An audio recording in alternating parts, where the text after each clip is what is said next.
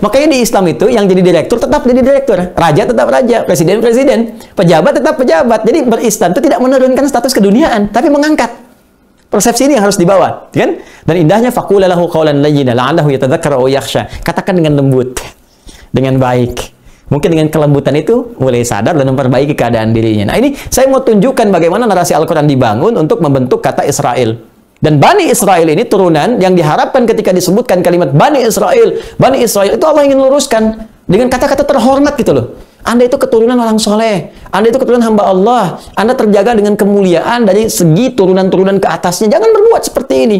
Makanya ketika muncul turunan kata Bani Israel pertama kali Al-Baqarah ayat 40, kan? Kalau kita begini ya berarti sebelah sini paling kanan, kan? Di pertengahan, ya Bani Israel adhkuru ni'mati allati an'amtu 'alaihim, ya ni'mati allati an'amtu 'alaikum wa aufu bi'ahdi ufi bi'ahdikum wa iyaya farhabun. Hei Bani Israel, anak keturunan Israel, Yakub yang saleh, yang bermunajat kepadaku, yang sering bangun malam, yang sering bertawakal kepadaku. Kalian ini keturunan yang baik-baik, kenapa jadi begini? Ya, penuhi komitmen kalian kepada saya. Kita kan sudah berkomitmen, sudah diangkat bahkan satu gunung supaya kalian benar-benar, ya kan? Dan ketahuilah suatu saat akan pulang. Apa nggak malu? Jangankan denganku, ketemu kakek moyangmu Yakub, apa kamu akan begini? Nggak malu, kata Allah tuh. Ya, jadi nggak usah jauh-jauh lu pikirkan dengan aku deh. Yang kamu kadang-kadang sering mengingkari janji. Kalau kamu ketemu dengan Israel nih, bapak moyangmu, apa kamu bangga membawa nama Israel? Sementara perilaku kamu nggak begitu gitu. Ini ya, mudah-mudahan sampai lah ke sana. Jadi ini pesan yang dibangunnya itu ini. Ya, kemudian ada nanti lagi kan di ayat 47-nya kan, ya Bani Israil adhkuru ni'mati allati an'amtu 'alaikum wa anni faddaltukum 'alal 'alamin. Ingat ya Ustaz Felix, kalimatnya anni bukan inni. Ya, kan ya? Anni bukan inni. Itu beda. Ya. Anni dengan inni apa bedanya? Kalau kita belajar ilmu nahwu, kalau inni pakai kasrah ya, inni itu artinya akan berkelanjutan. Tidak hanya saat itu saja, maka akan terus unggul sampai berkelanjutan. Tapi kalau anni pada saat itu, ya, dan tidak menjamin setelahnya. Jadi saat itu diberikan keistimewaan, keunggulan, diantaranya apa? Ada yang sifatnya kenikmatan dalam konteks pangan. Di ayat 57 itu kan, Al-Baqarah 57, paling kiri sebelah bawah. Wa dhallalna 'alaikumul ghamama wa anzalna 'alaikumul manna wassalwa. Pengen makan madu tinggal ada, jalan dinaungi. Keistimewaan. Karena nabi-nabinya di atas istimewa, karena nabi sering berdoa kan. Kalau berdoa kan terkabul. Ya, tapi kadang-kadang didoakan tapi nggak mau ngambil doanya, itu jadi masalah. Jadi kemudian merusak gitu. Nah, ini teman-teman sekalian, saya ingin turunkan narasi dari sini. Nah, ketika berbuat salah inilah kemudian ini mau diperbaiki oleh Allah supaya jangan berkelanjutan sehingga merusak nama baik Yakub. Ya, dengan nama tadi. Maka diutuslah nabi-nabi. Di antara nabi yang paling fenomenal yang sampai mengeluarkan mereka dari, ya mohon maaf, kekejaman Firaun ya dan turunannya setelah periode Yusuf selesai kan di Mesir. Mesir itu nanti turunan Ustadz Felix dari turunan apa namanya anak Nabi Nuh. Pernah dengar nasabnya? Ham, Ustaz. Betul. Ya, itu kalau ngambil ke Afrika. Tapi sebetulnya nanti ada dari Sam juga. Ya, jadi kalau kita ngambilkan Nuh, ini sampai habis tuh ini ya. Spidolnya bismillah. Ya Allah, semoga Allah ampuni admin tuh yang belum ngisi. Ini Nuh. Ini dia, Nuh alaihissalam. Kan punya 4 orang anak kan? Ya, ada yang diperselisihkan namanya, tapi ini banyak narasi di Al-Qur'an yang kemudian dia tenggelam, yang kanan itu kan. Satu, kemudian yang kedua Sam, ketiga Ham, kemudian yang keempat Yafith kan? Baik. Yang ini yang nanti membangun ras Semit itu kan? Ya, Semitis yang turunannya nanti ada ke Arab, termasuk juga bagian Yahudi dan turunan-turunannya. Kemudian Ham, yang ini yang ras Afrika ya dan turunan-turunannya. Yafith ini nanti ke Eropa. Tapi jangan lupa di sini dia Sam ini nanti menurunkan 8 lagi. Ya. Nanti ada Asyur yang jadi Assyria itu. Ya, kemudian nanti turunan ke bawahnya juga ada yang apa Aramaik itu, ya Aram, ya termasuk juga nanti ada Kaldan yang apa namanya Irak kuno ya, peradaban di Irak kuno sampai nanti ke bawah terus. Nah, ada Masri juga di sini, ya. Termasuk di sini nanti ini ke-8, yang ke-7-nya Ibrani. Jadi Ibrani itu asalnya bukan menunjukkan sebuah bangsa, tapi nanti untuk alat komunikasi yang ada pada saat itu. Ya, nggak membentuk karakter. Ini cuma saya turunkan saja. Kemudian teruskan kembali ke yang tadi. Kita balik lagi. Jadi kita ingin luruskan dulu ya narasi Bani Israel dalam Al-Qur'an sebetulnya itu mulia. Israel itu menuju kemuliaan gitu, bukan tingkah pola angkuh. Karena itu turun ayat-ayat Quran untuk meluruskan kembali perilaku mereka. Kamu jangan begini gitu kan. Nah, puncaknya dimulai di masa Musa alaihissalam. Ya. Masih ingat tadi Musa turunan ke Levi kan? Levi kan anak yang ketiganya dari Nabi Yakub alaihissalam, dari anaknya Laya gitu kan, yang turun apa namanya yang kita turunkan tadi. Rabin, Siman, Levi. Kemudian turun Musa alaihissalam. Nah, maka Musa ini diutus oleh Allah Subhanahu wa taala ya setelah nanti berkelana ke Madian. Madian masih ingat keturunan Kantorah tadi yang pertama gitu kan. Nah, secara singkatlah kita ketahui ini berusaha membebaskan bangsa pada saat itu turunan dari Yahuda ya sampai ke bawah Bani Israel, sampai kemudian ke karakter-karakter mereka yang menyimpang itu diluruskan kembali, maka disebutlah karena meluruskan itu kan pekerjaan. Ya, makanya nanti Al-Quran memberikan narasinya, diksinya memilih dengan menggunakan kata kerja, verb, fi'il.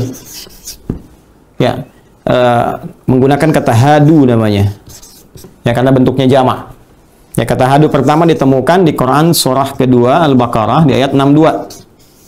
Ya, paling kiri sebelah atas di mushaf standar, ini yang seringkali dikutip serampangan oleh orang liberal, dipotong-potong. Innal ladzina amanu wal ladzina hadu wan nasara was-sabiin man amana billahi itu dibuang. Nggak disempurnakan oleh mereka ya. Nah, hadu ini seakar maknanya dalam bahasa Arab dengan kata tabu. Ya, tabu. Dari kata taba yatubu. Taba yatubu. Ya, kalau ngajinya lewat YouTube maka mereka tasrifnya taba yatubu YouTuban. Pas bakayu Facebookan. Tapi kalau kita ngaji tafsir beneran, taba yatubu artinya tobat kembali. Bukan cuma kembali ya, tapi kembali ke jalan yang benar. Ke jalan yang lurus. Kembali ke jalan yang benar. Hak, kebenaran mutlak. Dia ada kembali ke asal disebut ada yang udu. Kemudian id. Idul Fitr, kembali kepada asal kita, asal makan dari kata futur atau fitrah di Quran surah 30 ayat ke-30-nya ya. Fa aqim wajhaka lid-dini hanifa fitratallahi allati fataran nasa 'alaiha. Itu id. Ya, kan kita diingatkan akan pulang. Kenapa mesti kembali ke fitrah? Karena akan kita pulang dengan fitrah itu kepada Allah. Karena itu tempat kembali kepada Allah disebut ma'ad namanya. Ya, Allah tidak mengingkari janjinya, disebut dengan mi'ad. Quran surah 3 ayat 9, innallaha la yukhliful mi'ad, kan? Innalladzi farada 'alaikal Qur'ana laradduka ila ma'ad. Ya, karena itu Ibnu Qayyim Al-Jauziyah punya kitab Zadul Ma'ad. Ya, kembali. Nah, itu kembali. Kalau kembali pulang dalam konteks umum itu raja'ah. Ya, dengan tahapan, pulang dengan tahapan. Innalillahi wa inna ilaihi raji'un. Kan Quran surah kedua ayat 156. Makanya ketika ada yang meninggal, kita katakan misalnya innalillahi wa inna ilaihi raji'un. Kenapa dikatakan raji'un? Karena dia pulang dengan tahapan-tahapan. Dari meninggal ke alam barzah dulu, dihisab dan sebagainya. Tapi kalau kita ingin katakan kembali ke jalan yang benar, tuntunan yang hak, itu menggunakan kata taba. Ya. Karena itu Allah menerima orang-orang yang mau kembali, disebut dengan tawwab, sifat Allah itu. Tawwab. Ya. Nah, orang-orang yang ingin mendapatkan taubat dari Allah Subhanahu wa taala, mendekat kepada Allah itu kan, itu disifati juga dengan ini dalam bentuk jamak, tawabin. Ya, innallaha yuhibbut tawabin wa yuhibbul mutatahhirin. Itu kan itu di Quran surah kedua misalnya di Al-Baqarah di ayat yang ke-222 ya sampai 223 yang nisa hukum sebelum kata itu. Jadi ini taba yatubu artinya kembali kepada jalan yang benar. Nah, pada masa itu seakar kalimatnya dengan kata hada. Ya, hadu ini memberikan petunjuk untuk balik lagi. Makanya kata kerjanya menggunakan kata hadu ketika ada narasi ini di dalam Al-Quran, innal ladzina amanu wal ladzina hadu. Ya, maka orang Yahudi itu selalu oleh Al-Quran itu diberikan narasi-narasi ke arah yang positif, walaupun mereka berbuat hal yang tidak baik gitu kan. Dan ini nggak semua ya, ingat, nggak semua karena tapi presentasinya kecil, illa qalilan minhum, kecuali sedikit saja. Ya, mohon izin teman-teman, ini kalau saya terangkan ini saking dahsyatnya materi sampai goyang nih ininya nih. Ya, saya betulkan sedikit ya. Betulkan sedikit dulu supaya nanti nah ini udah kokoh nih. Ya, manhaj yang kokoh. Ya, pengikutnya disebut kokohiyun. Baik sini. Baik, ya fokus lagi teman-teman. Jadi lihatlah bagaimana Islam menampilkan keindahan. Kata-katanya nggak ada yang kotor gitu. Dilarang kita mencela. Ya, dilarang bikin hoax, dilarang berprasangka buruk. Bahkan ketika ada berbuat kotor berperilaku, ya Islam tetap menampilkan narasi yang bagus, diksi yang indah. Ya, Qul lilladzina hadu, kan? Kemudian kalimat-kalimatnya tentang ada kata Yahud. Yahud tadi kan kembali kepada awal, menunjuk kepada sikap yang kurang bagus. Ayo balik lagi. Sifatnya disebut dengan Yahud, kata kerjanya disebut dengan hadu.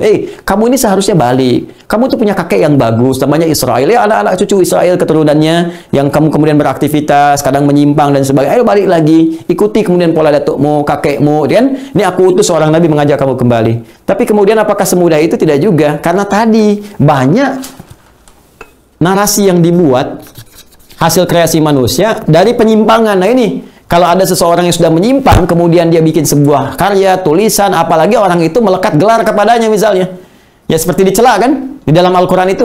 Ada kan, mohon maaf tuh pemuka-pemuka Yahudi, bahkan di masa-masa Nabi SAW yang sebelum-sebelumnya. Karena mereka dianggap sebagai pemuka, maka jadi tumpuan. Jadi teladan gitu kan. Tapi ketika dia menuliskan sesuatu yang salah, jadi kecelakaan. Seperti Firaun yang sangat menyandarkan kepada pembisiknya di istana itu, Haman, kan? Intelektual itu. Ya cuman keblinger jadi salah, akhirnya jadi madarat. Makanya iblis itu dalam bahasa Yunani disebut diabolis. Ya, intelektual yang keblinger, ya yang jadi jahat kemudian waktu, ya. Nah, ini yang jadi persoalan. Karena dulu narasi dituliskan seperti tadi saya sampaikan di Kejadian kan pasal 32 yang ayat 28 tadi, itu karena diyakini turun-temurun terus akhirnya menjadi sebuah karakter. Dan ini nggak mudah. Apa yang terjadi kemudian ketika Musa pun ya sudah mengatasi persoalan, mohon maaf, dekat Tursina itu, selesai dari kerjaan Firaun dapat itu, kemudian diambil orang-orang yang mau taat kepada beliau. Nah itu pun masih dibilang. Makanya nanti saya kadang kalau sebut kitab nanti takutnya dipotong gitu kan. Ada kitab namanya bilangan gitu kan. Itu kan dibilang berapa jumlahnya yang ikut dan seterusnya kan. Itu pun juga yang dibilang itu nggak semuanya patuh lagi. Ya. Kalau kita mau lihat teman-teman sekalian, begitu sudah selesai, terima wahyu kasus Samiri selesai, siapa yang mau tobat ikut aku. Kan yang lain-lain yang benar-benar boleh, yang nggak ikut mereka itu ikut aku, yang macam-macam dan sebagainya silakan kalian menyingkir. Yang mau tobat diuji terakhir nih. Kalau kalian selalu melanggar komitmen sekarang, tobatnya dengan mengakhiri kehidupan kalian supaya benar-benar serius. Yaitu di Al-Baqarah 54 gitu ya. Nanti akan ditemukan. Nanti masuk ke narasi-narasi selanjutnya. Saya ingin gambarkan ketika itu ikut dan ya jumlah bilangan ya pengikut Musa yang berkurang terus berkurang, kemudian diperintahkan oleh Allah Subhanahu wa taala untuk menuju satu tempat. Nah, ini kita masuk ke puncaknya. Ya, menuju ke satu tempat. Ini Anda bisa temukan di Quran surah kelima. Tapi sebelum kita masuk ke tempat ini, saya ingin teruskan dulu karakter-karakter tadi ya, sampai Anda bayangkan di Al-Baqarah disebutkan kan. Terus kemudian masuk ke surat 5 pun ketika ingin masuk ke tempat yang diberkahi ini, disebutkan dulu karakternya juga. Kalau Anda baca ayat 18 itu, udah mereka klaimnya udah luar biasa lah. Yang sebelumnya ada yang ngaku Tuhan dan macam-macam seterusnya. Nah, ini sekarang beda lagi. Ya, dia mengatakan nahnu abda'ullah wa ahibba'u. Kami turun status. Kalau tadi mengalahkan Tuhan, sekarang kekasih Tuhan. Ya, kekasih Tuhan dan anak-anaknya gitu kan, dan seterusnya. Qul falima yu'adzibkum bidzunubikum. Ya, katakan kenapa kemudian Allah harus menghukum kalian kalau kalian kekasih Tuhan, kalian anak Tuhan, kan itu menunjukkan kesetaraan bantahan dari Al-Qur'an. Jadi kalau ada yang mengatakan kekasih Tuhan, anak Tuhan dan sebagainya, Allah kemudian memberikan narasi-narasi untuk memperjelas. Hei, begini nih. Ini ketentuannya. Ya, ini nggak mungkin begini, ini nggak mungkin begini. Kalau ada manusia biasa merasa ras yang paling tinggi, maka Allah turunkan kemudian narasi. Kenapa? Kemudian harus ada yang disiksa, harus ada yang dihukum. Ya, kalau memang kalian kekasih, kalau memang kalian anak-anak dan sebagainya. Ya, sedangkan sifat orang tua kepada anak-anaknya menyayangi, apalagi Tuhan, gitu kan? Maka Tuhan kemudian Allah menurunkan sebuah statement yang pamungkas tentang turunnya surah Al-Ikhlas itu. Qul huwallahu ahad, Allahus samad, lam yalid wa lam yulad wa lam yakul lahu kufuwan ahad. Nah, baru kemudian teman-teman sekalian, kita akan masuk di ayat yang ke-21. Quran surah 5 ayat 21. Dibuka dulu, Musa menerangkan bagaimana tentang kenikmatan yang Allah berikan kepada mereka. Ya.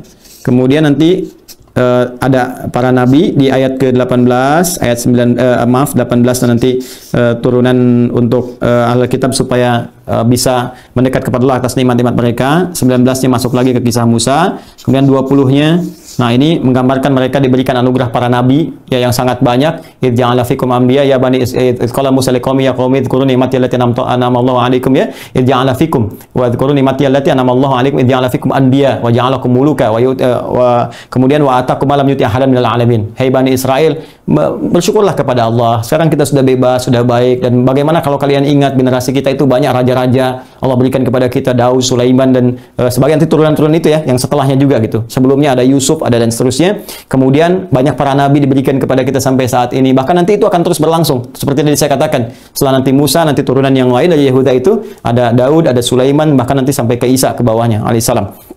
Yang paling menarik adalah baru kemudian Allah ceritakan kepada Nabi Muhammad bagaimana Musa menyampaikan kepada mereka, ya bani ya Israil al-khulul ya ardal muqaddasah.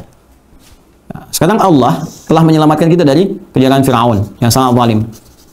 Menyelamatkan kita dari ya penyakit tauhid yang pengen dibuatkan anak lembu Tuhan dan sebagainya. Sekarang Allah akan berikan kepada kalian, nah ini dia, arahan untuk menuju satu tempat. Tolong ya. Ya, arahan untuk menuju satu tempat yang Allah tetapkan. Nah, ini sangat menarik di kalimatnya. Ya, allati kataballahu la ilakum wa la tartaddu ala adbariha. Ya, kalimatnya kataba. Ya Bani Israil adkhulul ardal muqaddasata allati kataballahu lakum. Ya kan? Hai Bani Israel, bergeraklah sekarang kita ya, kemana? Al-ardul muqaddasah. Muqaddasah. Ya, nanti terambil nanti dari sini diambil turunan katanya terpotong menjadi Al-Quds. Ya. Al-ard, tempat yang dipijak. Setiap tempat yang kita pijak disebut dengan ardun. Kan? Muqaddasah yang disucikan. Kalau kita disucikan berarti diberkahi, baik gitu kan? Lingkungannya, karena memang di sini nanti tempat turun temurunnya para nabi dan rasul. Dan ternyata kan dari generasi mereka juga diharapkan bahwa dengan ada di tempat itu mereka kembali ingat lagi kepada Allah, karena kakek moyang mereka banyak yang ada di situ, kembali mengingat Allah, kembali taat lagi dan sebagainya kan. Maka diminta kemudian oleh Musa, ini Allah tetapkan di sini, tapi ada hikmah yang sangat besar. Kalau kita gali sejarah sekitaran masa itu dan nanti sampai dengan kekinian, memang generasi yang tadi kita sebutkan, kita bahas itu ya, dari kalangan Yahudi dengan turunan katanya Hadu Bani Israel ini, itu tidak memberikan ketentraman di setiap tempat yang mereka pijak. Ya, karakteristiknya memang selalu menghadirkan persoalan, ada masalah. Ya, bahkan ke era modern pun ya kita bisa lihat bagaimana di Eropa bikin masalah, bagaimana ke tempat ini bikin masalah, di sini bikin masalah, sehingga semua terusir gitu kan.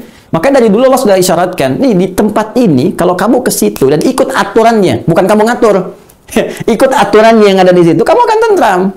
Dan kamu akan dididik kembali ya, mendekat kepada aturan-aturan yang kakek nenek moyang kamu tuh pernah sampaikan di situ. Ya, ingat frase ini ya, jangan dipisahkan tuh frase ini. Makanya Allah tetapkan kataballahu lakum, Allah tetapkan kamu di sini sebetulnya. Bisa diterima itu di sini kalau kamu ikut aturan. Ini bukan kamu ngatur sendiri. Jadi ke situ pun kalau ngatur sendiri kacau lagi. Tapi kalau kamu ikut aturan yang ada di situ, kemudian bergerak menuju Allah, maka kamu akan terbimbing dalam kebaikan seperti kakek moyang kamu banyak di situ. Dan banyak yang menerima wahyu sampai tempat itu disucikan. Al-ardul muqaddasah. Belum masuk ke situ, apa jawaban mereka? Lihat ayat dua-duanya. Qalu ya Musa inna fiha qauman jabbarin wa inna lan nadkhulaha ya madamu fiha wa inna lan nadkhulaha hatta yakhruju minha fa in yakhruju minha fa inna dakhilun. Musa, di sana itu ada preman-preman. Yang besar-besar. Qauman jabbarin itu yang badan besar, yang wah luar biasa gitu, menyeramkan ini. Nah, ini di setiap tempat juga ada yang begitu gitu kan. Coba kan ujian pertama. Mau nggak masuk nih, diuji lagi nih. Nah, ini juga teman-teman sekalian, ada Jabbar, ada Jabban, itu beda. Banyak yang nggak tahu ini ya. Ada Jabbar, ada Jabban. Bukan Gaban ya. Mungkin nggak di sini juga sih, karena Jim kadang dirubah jadi Goin gitu kan, di Mesir terutama. Jabbar yang agung. Kalau menuju kepada Allah, agung, dahsyat, maha. Kalau ke manusia justru kadang-kadang jadi negatif. Ya, dalam konteks tertentu yang kuat, tapi kekuatannya kadang digunakan untuk sesuatu yang tidak baik. Makanya ada sifat-sifat Allah itu yang nggak boleh ya coba di copy paste oleh hamba, jadi persoalan nantinya ya, seperti Jabbar ya, Mutakabbir, itu jadi salah. Begitu manusia mutakabbir jadi sombong, tapi Allah berhak dengan segala keagungannya. Tapi ada yang bisa kita teladani menjadi nilai kebaikan dalam kehidupan ya, seperti Rahim, bagaimana kita menyayangi orang lain kan, Rahman dan seterusnya, Razak, bagaimana untuk berbagi. Nah, ini Jabbar, inna fiha qauman jabbarin. Jabban itu penakut. Jabban itu penyakut, mulai Jabbanin, ya, mereka orang-orang penakut. Makanya di sini ada yang meneliti, ini bolehlah bikin disertasi teman-teman, ya, karakteristik Yahudi dalam Al-Quran dan nas-nas misalnya klasik itu, ya, bagaimana itu teraplikasikan dalam kehidupan yang terlihat memang asalnya penakut itu. Jadi ada yang meriset ini dan melihat karakteristik di antara bangsa Yahudi itu ada sifat-sifat penakutnya. Ya, makanya dulu ada cerita dari teman-teman yang berjuang itu, ya masa-masa perjuangan dulu, yang dari Syria, dari mana gitu kan, untuk membebaskan tahun sekitar yang perang 6 hari itu loh. Ya, di 67 itu yang ramai itu kan, ada yang cerita, itu baru teriak Allahu Akbar, pada lari, Allahu Akbar, lari semua. Nah, ini ternyata narasinya terbangun di Quran surah 5 ayat 22. Ya, inna fiha qauman jabbarin. Mereka banyak orang-orang yang besar. Ini kami takut nanti kalau kami tiba-tiba dizalimi oleh mereka dan sebagainya. Sampai di antara mereka itu ada 2 orang yang saleh. Jadi antara pengikut Musa yang terbilang tadi, ada bilangan, ada 2 orang yang saleh.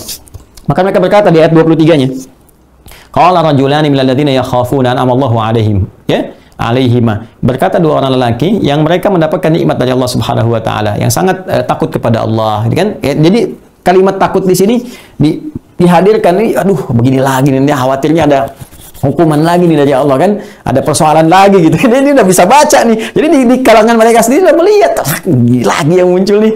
Udah kemarin nyalain ketentuan, udah minta Tuhan baru, udah diampuni, sekarang muncul lagi begini. Gimana nih? Maka 2 orang ini kasih nasihat untuk mengatakan, nggak usah kamu deh yang bicara gitu ya, biar kami aja. Supaya Musa, masalahnya kalau Musa marah, kejadian, karena Nabi. Ya Allah, ini manusia kayak gini, udah lenyapkan aja lah gitu. Itu kejadian nanti. Tapi kan harus sabar, makanya Musa masuk ulul azmi. Ya, masuk apa? Ulul azmi kan, minim kan? Ingat minim ya, ulul azmi itu yang punya kesabaran luar biasa, minim. Musa, Isa, Nuh, Ibrahim, Muhammad SAW. Ya, disingkat demikian. Maka mereka berkata, qala rajulani minal ladzina yakhafuna an'amallahu 'alaihima. Allah berikan nikmat kepada mereka untuk tawakal kan? Udkhulu 'alaihimul bab. Udah masuk aja dulu. Ya. Di bab di sini bawabah, ke pintunya. Ya, ke gerbangnya, udah kamu masuk aja ke gerbang itu gitu kan, ke gerbang itu. Nanti ketika kamu masuk, fa in dakhaltumu fa innakum ghalibun, ya. Jadi masuk aja ke situ, udkhulu alimul bab fa idza dakhaltumuhu, gitu kan. Ketika engkau masuk ke dalamnya situ, ya sudah, Allah akan tolong. Pasti kamu menang. Jadi saking gampangnya Allah berikan isyarat, tinggal masuk menang. Jadi ada kadang-kadang ini hikmah kepada kita teman-teman di dalam tafsir itu, yang dituntut dari kita bukan hasil, ikhtiar. Apapun itu. Ya, di pekerjaan kita, di ibadah kita, di macam-macam, ibu merawat anak, kalau hasil nanti banyak kecewanya. Kadang di ikhtiar, dan kita kadang nggak ngerti bagaimana Allah memberikan balasan berdasar kadar keikhtiaran kita. Begitu kita yakin, kadang cepat, min haitsu la yahtasib, kan? Dari yang kita duga. Ini sampai diyakinkan, ini kurang apa nih? Sampai diyakinkan, sampai diperjelas kalimatnya. Cukup masuk ke situ, menang. Allah yang taklukkan. Mungkin dari kelembutan, tiba-tiba badan besar, jadinya apa, masuk, dan sebagainya. Tiba-tiba bisa jadi lembut, jadi baik, kan? Nah, jadi tetap apa jawabannya? Ayat 24 itu. Ayat 24. Pindah ke kiri paling atas. Ya. Qalu, mereka berkata, apa yang mereka katakan? Ya Musa, inna la nadkhulaha madamu fiha fadhhab anta wa rabbuka faqatila innaha huna qa'idun. Memang luar biasa nih. Nyebelin banget, lebih daripada Joni nih.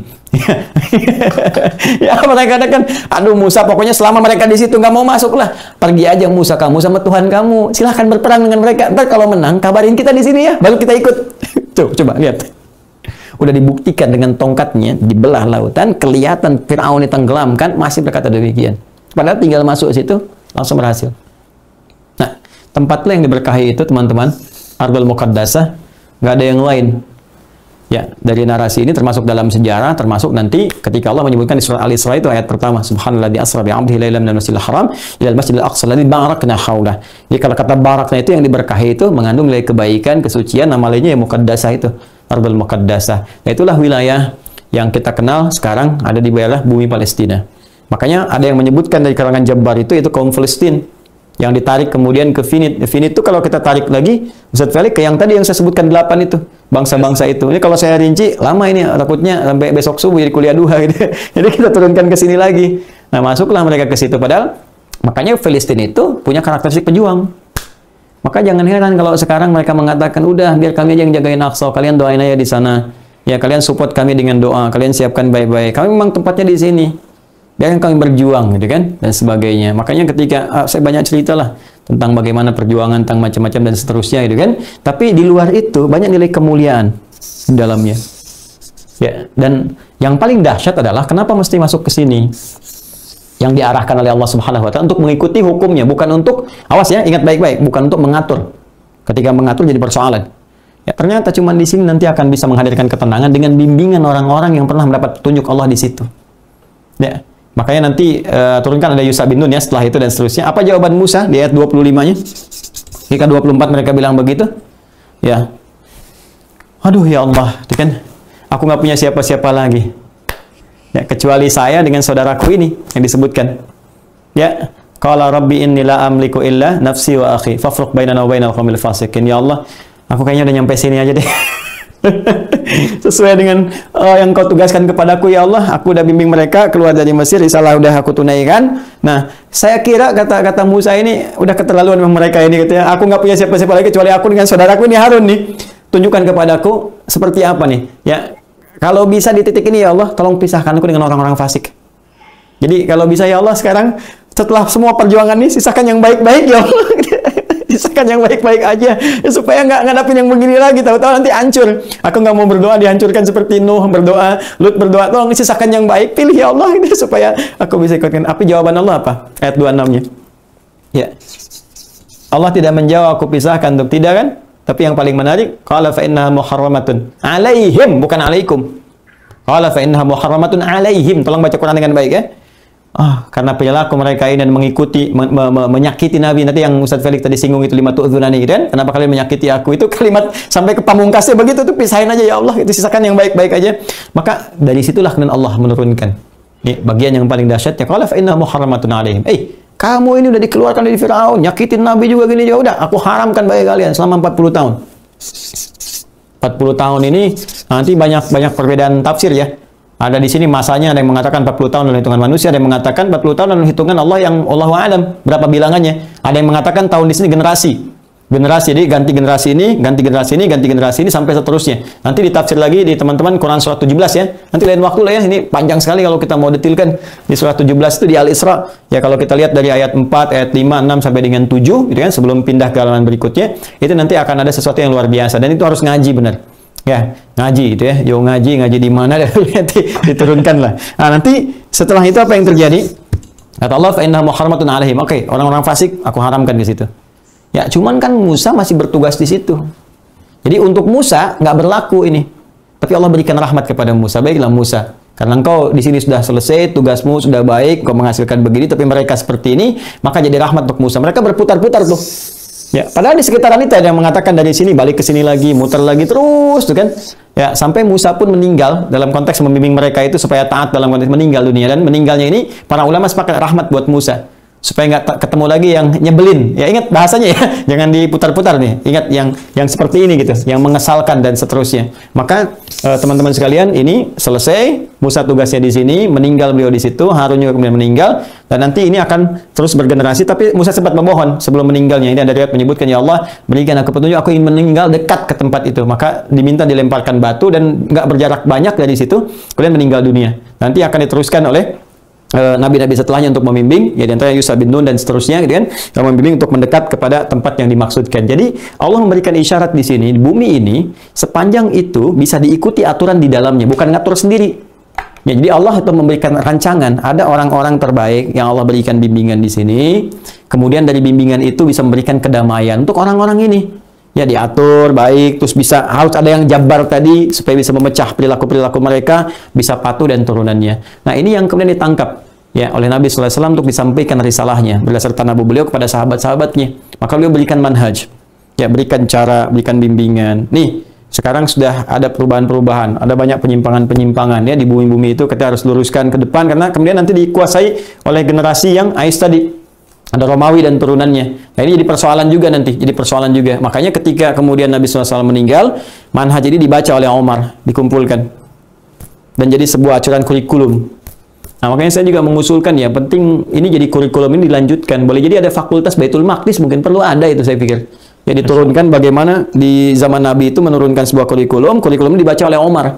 Jadi begitu Umar baca ini, disiapkan kemudian orang-orang terbaik, ya dari generasi terbaik, pasukan yang terbaik juga, untuk kemudian dibukalah. Makanya bahasa Arabnya di kita itu dari narasi Al-Quran selalu menggunakan kata fatah. Fatah. Ya, inna fatahna laka fatham mubina kan, ada surah Al-Fatah surah 48 itu kan. Jadi fatah itu membuka sesuatu yang baik. Makanya Allah punya namanya Al-Fattah, yang membuka segala nilai-nilai kebaikan. Makanya orang Islam itu dimanapun adanya, dia harus membuka nilai kebaikan. Jujur, inspiratif, baik, dan sebagainya, itu fatah. Jadi nggak pernah diistilahkan ihtilal, penjajahan, ya, ataupun misalnya ekspansi dan sebagainya, tidak. Selalu dinilai kebaikan. Jadi orang Islam itu datang, sampaikan yang baik-baik. Ke Indonesia nggak ada peperangan dan sebagainya. Nggak ada Indonesia karena waktu itu ya, nggak ada Nusantara gitu kan. Dan Nusantara juga nanti kita belajar tuh, Ustaz Felix, Nusantara itu kan dari Nuswantara. Ada 5 unsur di situ. Unsur kelimanya yang paling menarik itu nanti akan terkait dengan konturah yang tadi saya sebutkan. Dan yang paling dahsyat begini, ternyata secara tipologi kita itu dibagi kepada utara dan selatan. Sama persis dengan peta dunia, utara selatan. Dan utaranya itu Jawara, selatannya itu orang-orang soleh. Nah itu yang wah kalau ngajinya benar deh, nanti dirangkum jadi Pancasila. Di Pancasila itu saya udah temukan riset Qurannya. Ya, yang ketuhanan yang Maha Esa, Qul huwallahu ahad, ya, kemanusiaan yang adil dan beradab, itu kan. Innallaha ya'muru bil adli wal ihsan, itu kan. Kemudian persatuan Indonesia, wa'tasimu bihablillah jami'a, kerakyatan dipimpin oleh hikmat bijaksana dan permusyawaratan perwakilan, itu kan, wa'amrum syura bainahum. Dan yang terakhir, ya, apa yang terakhir? Keadilan sosial bagi seluruh rakyat Indonesia, gitu kan. Jelas semua turunan ayatnya. Terus sampai dengan wa ta'awanu 'alal birri wat taqwa, sampai ke bawah itu ada semua gitu turunannya. Makanya rahasianya kenapa ada Wahid Hashim rahimahullah, kenapa ada Kiai Agus Salim dan turunannya gitu kan. Dan sebagainya itu kita bisa rumuskan. Maka cintai negeri ini sebagai sebuah anugerah. Maaf lompat sedikit ya. Lompat sedikit. Jadi balik ke sini teman-teman sekalian. Allah sudah sampaikan, maka melalui Nabi Muhammad SAW, kurikulum yang datang ke Umar petakan, maka ketika dibuka gerbang Baitul Maqdis ini, ya Masya Allah, dengan kedamaian, dengan kebaikan, sampai Umar pun juga menyampaikan pesan-pesan terbaik, toleransi. Wah ini nggak usah diajarin lah, orang Islam tentang toleransi. Ya lakum dinukum walidain itu sudah luar biasa, maka Umar nggak mau ganggu. Yang Kristen nggak ada. Yang gereja dibiarkan saling menghormati, dijaga sampai kurang lebih 460 tahun. Ya bayangkan 5 abad. Itu damai, baik. Sampai datanglah bencana kemudian. Ya, ada pasukan baru datang ke situ lagi, bawa kurikulum yang baru, yang ada pembantaian, sampai dibantai, sampai mereka bangga mengatakan darah-darahnya sampai ke lutut-lutut kami dan sebagainya, gitu kan. Nah, ini yang jadi persoalan. Saya nggak perlu sebutkan ya, tapi Anda baca sejarah aja deh. Nanti kalau saya sebutkan dipotong kalimat jadi bahaya juga buat saya. Gitu. Yang sering terjadi sekarang begini. Ya, saya kalau mau cerita panjang lah. Saya itikaf nggak tahu apa-apa kan 10 hari di masjid tiba-tiba ada potongan video nyebar kemana-mana. Dan itu dipotong. Ya. Nah, tapi alhamdulillah, dah saya kita pahami. Nah, ini kembali ke sini. Nah, kemudian ada Salahuddin Al-Ayyubi. Ya, setelah itu memetakan lagi kurikulum Umar. Nah, ini dahsyatnya. Jadi bukan kurikulum baru yang dibawa Salahuddin. Kurikulum Umar ya dibawa lagi oleh beliau, dilihat lagi kemudian, ya setelah itu apa yang terjadi? Dipelajari, ditaklukkan kembali, dibuka kembali dan adil kembali. Dan itu berlangsung lebih lama setelah itu. Ya, yang tadi 5 abad, kalau ini hampir 8 abad kurang lebih kan. Tadi 460 tahun nih sekitar 830 tahun. Ya, yang itu berlangsung kemudian menjadi sesuatu yang sangat luar biasa. Sampai tibalah kemudian bencana itu terjadi. Ya, 1917 gitu ya, Hazel di support oleh keluarganya Rothschild. Rothschild itu tahu nggak? Ustaz Felix pernah meneliti genealoginya nggak? Rothschild bersaudara kan ada 10 itu saudaranya. Ya, ada yang di perbankan, ada yang di minyak. Itu kan Rothschild asalnya di minyak, nanti tukeran dengan yang nomor 9. Dia nomor 8 dari 10 bersaudara itu. Tahu nggak keturunan siapa? Dari Yafitik, Ustaz. Ya, nyambungnya kemana? Namrud. Itu harus pokoknya kalau belajar saya bisa turunkan tuh genealoginya sampai ke situ. Ya, terus ada lagi yang paling dahsyat, cuma saya nggak mau sebut karena ini luar biasa ini. Ada keturunan Firaun juga, terus itu gampung. Nah ini yang membelah Palestina. Ya, antara Inggris dengan Prancis kan kerjasama, terus masukkan ke situ. Nah, ini memang genealogi kembali ke atas lagi itu yang watilkal ayyam nudawiluha bainan nas itu. Jadi terus terputar dengan orang-orang yang berbeda, tapi karakteristik yang mewarisi dari sebelum-sebelumnya. Tinggal kita mau mewarisi manhaj nabawi sampai ke ilahi rabbani atau karakteristik manusia yang menyimpang yang dipertahankan di situ. Maka masuklah kemudian tadi apa yang disebutkan oleh antum, ya oleh Anda tadi dari bahasan sejarah, referensinya ini dan sebagainya, sampai terjadilah kemudian yang paling menarik untuk disimak juga kenapa Turki Utsmani tiba-tiba masuk dalam faksinya Jerman waktu itu sangat menarik sekali kalau mau dikaji. Padahal perang dunianya kan antar mereka juga. Tuh Anda bayangkan tuh, orang Islam mau ikut-ikutan perangnya antar mereka juga, di Eropa juga. Faksi Inggris, Prancis nyatu lawan Jerman di sini gitu kan. Yeah. Kemudian luar biasa. Bahkan dalam konteks pada saat itu 1944, 6 September itu masih dukung Indonesia. Ya kalau teman-teman baca sejarah, ada namanya Mufti Besar Palestina Syekh Muhammad Al-Amin Al-Husaini. Itu 6 September 1944 itu sampai masih memberikan statement beliau di radio Berlin itu untuk mendukung kemerdekaan Indonesia, sampai Bung Hatta pada saat itu ya putra terbaik bangsa dengan Insinyur Soekarno di sini di Indonesia. Bung Hatta kemudian bawa delegasi untuk bertemu dengan Syekh Muhammad Al-Amin. ya mengucapkan terima kasih. Sebelum Mesir nanti juga memberikan kontribusi setelah itu. Mesir itu termasuk negara pertama di dunia. Ya kita berutang juga ya secara moral kepada Mesir, karena itu kita menyatu dalam kebaikan dengan Mesir, dengan Al-Azhar dan sebagainya. Itu ada sejarah. Banyak orang nggak baca, jadi persoalan akhirnya gitu kan. Anda mungkin nggak tahu bagaimana saat kita itu sudah merdeka, mendeklarasikan 1952, Muhammad Nasir juga mimpin lagi delegasi bertemu dengan Syekh Muhammad Al-Amin, bahkan dituangkan. Anda kalau googling itu ada gambar-gambarnya lengkap. Tapi banyak orang nggak tahu bahwa pemuda-pemuda Mesir pada saat itu sampai mereka di terusan Suez itu memblok kapal-kapal VOC Belanda, itu ada yang dibakar oleh mereka karena solidaritas dengan kemerdekaan Indonesia. Ya, masuk Palestina dulu seperti itu. Nah, kita sekarang baru bisa dengan kata-kata gitu kan, dan ini ada batasnya. Ya, ada hukum, ada qadhi, ada negara kita yang memberikan arahan-arahan. Tapi kita punya satu sandaran di undang-undang kita. Ya, undang-undang kita punya di pembukaan undang-undang dasar, ya kan? Kemudian juga nanti turunannya ada ke bawahnya sampai kita punya beban moral. Dari beban moral itu diikat kita untuk selalu support. Walaupun nanti persoalannya nggak tahu lobby-lobbynya sampai sejauh mana mereka. Ya, sampai nanti ada Undang-Undang Perdagangan tahun 2000 dan turunannya yang menjadikan adalah hubungan bisnis. Mohon izin ya, kalau saya sedikit ya mengulas, nanti yang lain baca aja sendiri. Ya, nanti kita mesti komitmen lah dengan apa yang kita bangun. Nah, jadi ini ya turunannya, maka kemudian itu dipecah, masuklah koloni. Nah, yang mau saya katakan begini, kenapa jadi tenang? Saya mau ambil tadi dari masa Salahuddin sampai nanti ke Turki Utsmani, dia sampai masuk ke situ. Anda bisa bayangkan teman-teman, di semua tempat saat Yahudi ini tertolak, bahkan dipersekusi, ada yang dieksekusi dan sebagainya, ada yang genocide gitu ya, sebagian ini ada yang isunya dikembangkan jadi Holocaust dan sebagainya, sampai muncul gerakan anti-Semit, yaitu dibelokin juga karena Arab juga Semit dan nggak ada anti-Arab gitu kan, dan turunannya. Saya nggak mau masuk ke situ, saya mau kembali ketika dalam suasana itu cuma ada satu tempat yang bisa nerima, seperti yang Allah sampaikan. Ya, yang tadi di Quran surah Al-Maidah yang teman-teman lihat itu kan. Masuk tempat. Apa itu? Al-Ardul Muqaddasah, Palestina. Maka datanglah mereka ke Palestina. Jadi kalau teman-teman bisa googling sekarang aja, Anda saat lihat tayangan saya ini, silahkan Anda googling.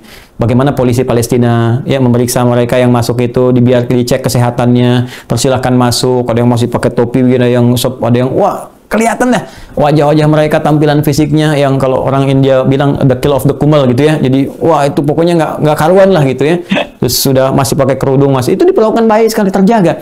Jadi di tempat itu hanya bisa mereka hidup harmoni, diterima sebagai tamu, datang diberikan hak-haknya dan sebagainya. Yang Kristen juga ada. Ya bahkan kemarin saya yang live Zoom dengan Gaza itu, di Gaza itu yang hampir 100% Muslim, tapi ada gereja dijaga gitu kan. Dan saya sangat menakjubkan jawaban kemarin itu, kenapa teman-teman yang Kristen nggak ikut berjuang di sana membela, dilarang sama pemerintahan di sana, faksi politik sama Hamas. Jangan, kalian sedikit. Nanti kalau ikut berjuang, kalian meninggal, nggak ada sisa yang di sini.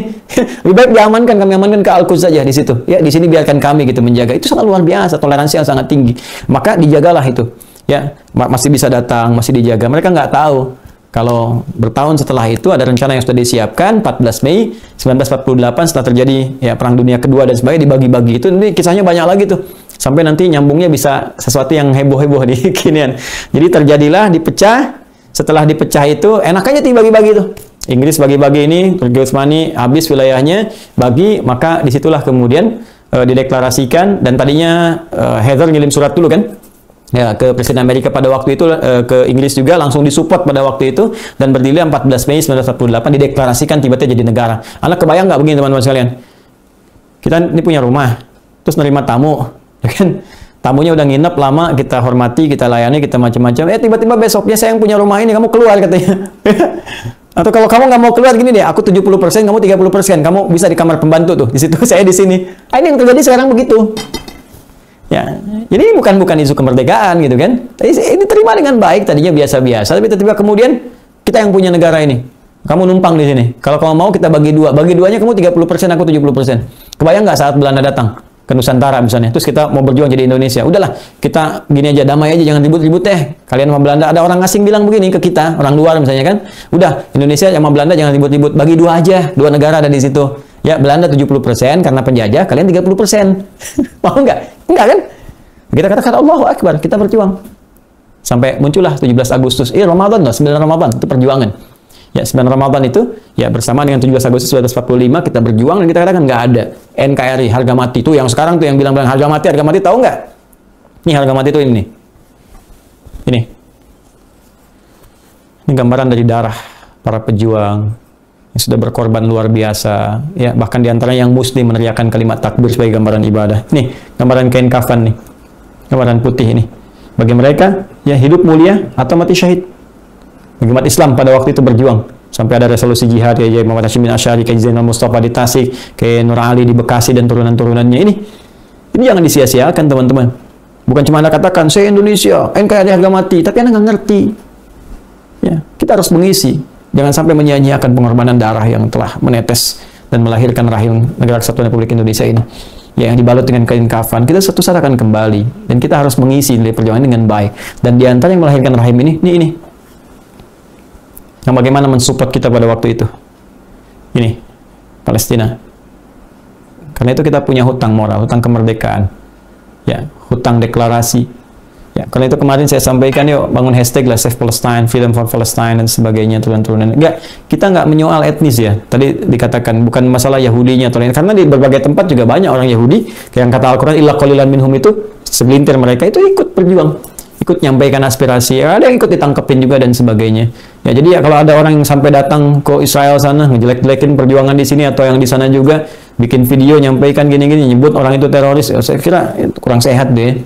Ya, agak konslet menurut saya, karena begini ya nggak ngerti sejarah gitu. Tapi kita hormatin lah, ya hormatin dalam konteks ya udah jauh-jauh ke sana gitu kan, membuka wawasan dari kita semua, dan kita jangan buang-buang waktu untuk menyoal yang begitu, nggak perlu diviralkan. Kalau diviralkan memberikan ruang, itu di Quran surah keempat ayat 140, kata Al-Quran sudah waqad nazzala 'alaikum fil kitab an idza sami'tum ayatillahi yukfaru biha wa yastahza'u biha fala taqudu ma'hum hatta yakhudhu fi haditsin ghairi. Kalau ada yang menyimpang, aneh-aneh ya atau bikin sesuatu yang kontroversial, jangan diviralkan, biarin aja.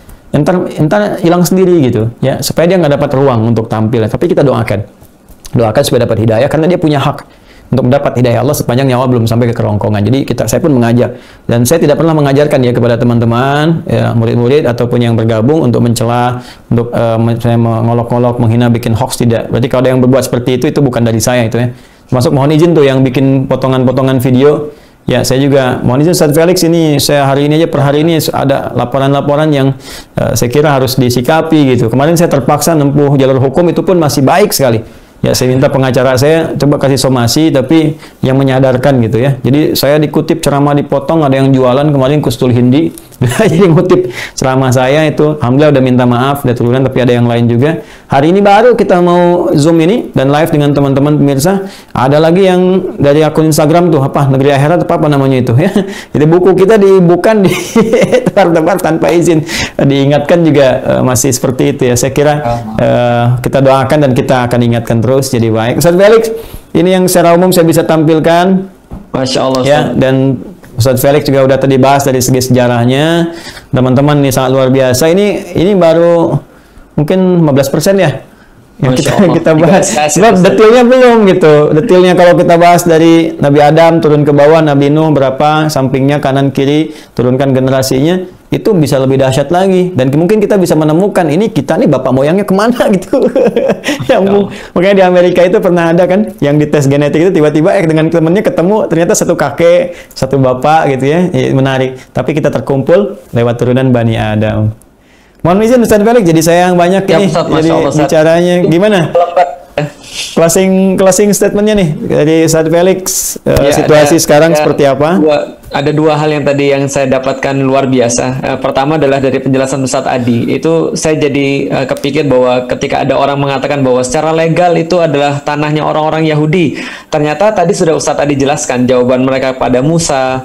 Lalu kemudian bagaimana tingkah laku mereka ketika mereka sudah diusir 2 kali. Dan akhirnya ketika Umar datang ke sana itu pun Umar mendapatkan penyerahan secara langsung oleh Patrik yang ada di sana untuk mendapatkan kunci Baitul Maqdis. Nah, karena itulah sebenarnya kaum muslimin tidak pernah merampas Baitul Maqdis, tapi diberikan kuncinya, sehingga secara legal ya itu tidak ada sama sekali paksaan kaum muslimin untuk bisa masuk ke sana, tapi diserahkan. Yang kedua adalah tadi yang di highlight juga oleh Ustadz Adi Hidayat, betapa sabarnya Rasulullah Shallallahu Alaihi Wasallam mengajarkan pada para sahabat kurikulum tentang pembebasan Baitul Maqdis, sehingga ketika Abu Bakar itu ini saat ketika saya baca Abu Bakar ketika menyikapi para sahabat yang memberikan saran ketika terjadi banyak sekali konflik internal sepeninggal Rasulullah Shallallahu Alaihi Wasallam, maka para sahabat meminta kepada Abu Bakar untuk menyetop pasukan Usamah yang diberangkatkan menuju tanah Syam. Maka Abu Bakar berkata bahwa saya tidak akan pernah untuk menyelesaikan atau menghentikan atau memutus yang telah dimulai oleh Rasulullah Sallallahu Alaihi Wasallam. Maka Abu Bakar sangat yakin dengan langkah ini karena langkah ini adalah kurikulumnya Rasulullah. Diteruskan oleh Umar, lalu kemudian sampai 638 kita melihat Baitul Maqdis bisa dibebaskan oleh kaum muslimin. Nah, ini menjadi PR buat kita. Kalau saya sedikit singgung aja tentang Nuruddin Zanki dan bagaimana beliau menempuh jalan jihad ilmu ini, menyiapkan referensi ini. Beliau pernah meminta satu ulama namanya Ibnu Asakir untuk menuliskan tarikh Dimashq yang itu panjangnya 80 jilid. Dan Masya Allah itu baru satu kitab untuk menyiapkan pembebasan Baitul Maqdis. Pertanyaannya sejauh mana kita untuk bersabar dan sejauh mana kita untuk berusaha agar kita menyiapkan jihad ilmu sebelum tahapan-tahapan berikutnya yang tadi Ustadz Adi sudah sampaikan. Dan Masya Allah Ustadz itu baru 2 halaman, kita tunggu lagi Ustadz bimbingan untuk halaman-halaman berikutnya Ustadz. Ya, itu 80 jilid itu baru satu ayat di Al-Quran, surat 17 ayat 5. Ibadah lana uli ba'sin syadidin gitu kan. Jadi saya pengen highlight juga ada satu bagian yang terpenting itu Islam itu datang dengan pencerahan, dengan pembukaan, dengan kebaikan. Misinya salam, ya, dinus salam, kedamaian, ya, kepatuhan, ketentraman, kebaikan. Jadi yang dibawa Islam itu kedamaian. Karena itu ketika Islam membawa misalnya satu pesan-pesan kebaikan, ayo pembebasan Palestina, gitu kan, kemerdekaan Palestina, sebenarnya ingin memberikan pesan perdamaian. Quran pun demikian memberikan isyaratnya kepada kita, sehingga narasi yang dibangunkan tadi baik-baik. Ya Bani Israel, kan, kemudian Yahud, kemudian Hadu dan turunan-turunannya. Walaupun karakter mereka kadang diungkap oleh Al-Quran, harusnya begini kok jadi menyimpang. Sampai nanti di penghujung juz yang ke-6 itu la tajidanna, gitu kan, asyadana si adawat alladziina amanu alladziina al-yahud, kan, walladzina asyraku. Ada orang-orang yang kelas permusuhannya kepada orang-orang Islam, gitu kan. Di antara mereka ada yang di antara kalangan Yahudi yang banyak itu pun karakter yang disebutkan oleh Al-Quran yang seharusnya mereka nggak begitu, gitu ya. Nah, jadi orang Islam harus memberi contoh. Saya ulangi lagi ya, orang Islam harus memberi contoh. Apa yang kita bisa highlight di malam hari ini, karena boleh jadi orang Yahudi, orang Nasrani ataupun yang lainnya nggak baca Quran, nggak baca hadis, karena itu nggak tahu diksi ini, salah paham. Tapi yang dibaca adalah karakter orang Islamnya, perilaku kitanya. Maka kita harus belajar Quran yang sesungguhnya lagi. Balik lagi, makanya di Al-Quran itu orang dilarang untuk berjihad fisik sebelum dia bisa menaklukkan dirinya. Jihad nafsi itu lewat ibadah. Ya, ada orang pengen, ya Nabi kami ikut berjuang. Ya, kata Allah turunkan ayat kepada mereka, kalian perbaiki sholat dulu deh. Ya, sholat dulu, bayar zakat dulu, ngerti dulu ibadah, baru kalian bisa mengeluarkan hal itu bahkan tanpa diminta. Jadi saya ingin sampaikan bahwa pesan yang pertama adalah pesan yang dibawa perdamaian. Jadi kita yakin sih kalau misalnya ini Palestina bisa kelola dengan baik, apalagi dengan manhaj nilai kurikulum tadi kebaikan, akan damai di dunia. Seperti 2 masa pernah terjadi, kan? Masanya yang Umar bin Khattab, masanya Salahuddin Al-Ayyubi. Ya, tapi kalau kondisi yang seperti ini dibiarkan, datang lagi begini, pengen ngatur, pengen ini, pengen itu, saya yakin sampai menjelang akhir, bahkan mungkin nubuat yang terakhir, yang tiba, yang bukan di kitab-kitab lain disebut sebagai Armageddon dan sebagainya. Ini akan ke akhir perjuangan, akhir ini babnya lain lagi lah itu, babnya lain lagi. Tapi tugas kita saat ini adalah 2. Yang pertama memperbaiki ya kedekatan kita dengan Allah Subhanahu wa taala supaya tidak salah langkah. Ya, jadi iman itu penting untuk menguatkan diri kita sehingga tersambung dengan Allah sehingga dapat bimbingan. Dan yang kedua adalah ilmu. Ya, iman tanpa ilmu itu bahaya. Yakin, kita berjuang, kita sholat, besoknya subuh 3 rakaat gitu kan, jadi masalah juga. Ya, diprovokasi dikit, nebarkan bom, nembak ini, nembak itu kan bahaya juga, sehingga jadi stigma juga pada umat Islam. Jadi kita belajar yang benar, makanya sholatnya perbaiki, ya, kemudian juga baca Quran yang bagus, pelajari lagi ilmunya, setelah itu belajar. Kalau kita mau concern ke tadi kajian tentang Baitul Maqdis, kan kita umum Baitul Maqdisnya gitu kan, secara Abdul Muqaddasanya, saya kira ini mesti jadi fakultas ya, di pembelajaran tersendiri, atau mungkin jurusan lah, di Universitas Islam di Indonesia itu ada jurusan yang mengkaji masalah itu, atau setidaknya kalau nanti ada kajian di Asia Barat gitu kan, ya, atau di peradaban Islam, nanti masuk di adab ya, kalau di Universitas Islam itu adab, nanti ke bawahnya ada lagi yang bahasa, ada yang sejarah, ada yang turunan yang lainnya, atau di sastra Asia Barat ya ada turunan ke bawah, saya kira bisa dibuat sebuah jurusan yang mengkaji khusus tentang Baitul Maqdis. Ya, Profesor Abdul Fattah itu bagus tuh. Ya, 3 jilid saya sudah juga dapatkan itu, dan saya sudah baca juga yang tadi saya sampaikan berapa hal. Terima kasih teman-teman sahabat Al-Aqsa. Saya rekomendasikan teman-teman itu ya, bukunya bagus untuk dibaca karena itu ilmiah.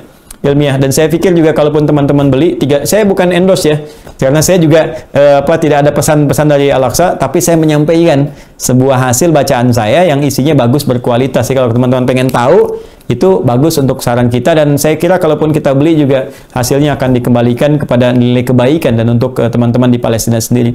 Ustaz Felix, terima kasih banyak malam hari ini. Saya mohon maaf nih, ya, mengondisikan kegiatan untuk bergabung bersama kita. Masya Allah. Ya, alhamdulillah teman-teman, ternyata beliau tidak hanya datang ke Karni Ilyas Club, dengan saya juga mau. Ya, alhamdulillah. Antum lebih afdol, Ustaz. Nah, nanti kebukanya terlalu banyak kalau ini saya. Ini ya seperti itulah Ustaz Felix, terima kasih banyak, dan saya juga ingin sampaikan nih. Insya Allah beliau ini ya, lu ngaji juga dengan saya di sini juga, dan cintanya pada Indonesia luar biasa. Ya, cintanya pada Indonesia ini Pancasila banget nih. Pancasila banget. Kalaupun bicara tentang sejarah, tentang khilafah, tentang apa, itu lebih menunjukkan kepada bagaimana sistem kebaikan-kebaikan yang bisa dipelajari, yang diterapkan dalam setiap konsep pemerintahan ataupun konsep kehidupan masyarakat. Lebih ke arah itu gitu kan. Nah, jadi saya kira jangan terlalu berlebihan juga ya. Insya Allah ini baik. Dan teman-teman juga kalau mau tanya, mau minta referensi, baik, ini hafal Pancasila loh. Belum tentu juga yang sekarang teriak-teriak Pancasila bisa secepat Ustaz Felix. Ustaz Felix, sila pertama. Ketuhanan Yang Maha Esa. 2. Kemanusiaan yang adil dan beradab. 3. Persatuan Indonesia. 4. Kerakyatan dipimpin oleh hikmat kebijaksanaan dalam permusyawaratan perwakilan. 5. Keadilan sosial bagi seluruh rakyat Indonesia. Hafal. Ya, cepat tuh. Ketuhanan Yang Maha Esa. Misalnya dalam beradab, persatuan Indonesia, kerakyatan dipimpin oleh hikmat kebijaksanaan dalam permusyawaratan perwakilan, keadilan sosial bagi seluruh rakyat Indonesia. Coba yang lain-lain suruh cepat tuh. Bisa nggak? Kurang lebih berapa detik segitu? Ya, saya juga menghafal Ustaz. Saya hafal undang-undang.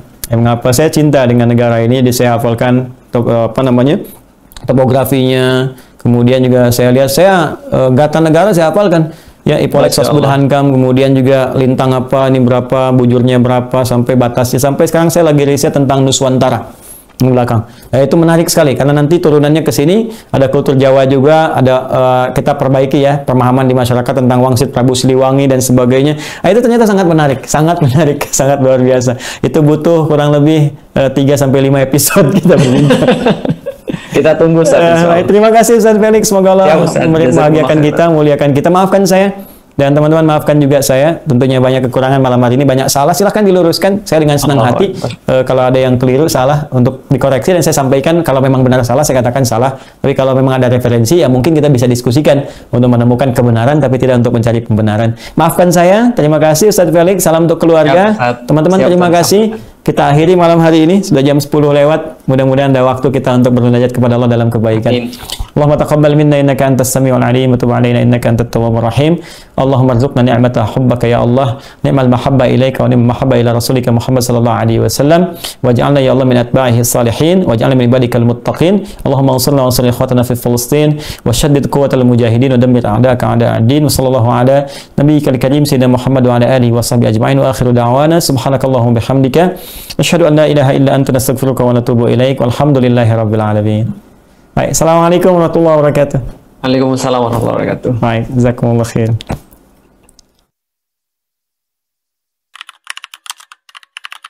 チャンネル登録お願いね。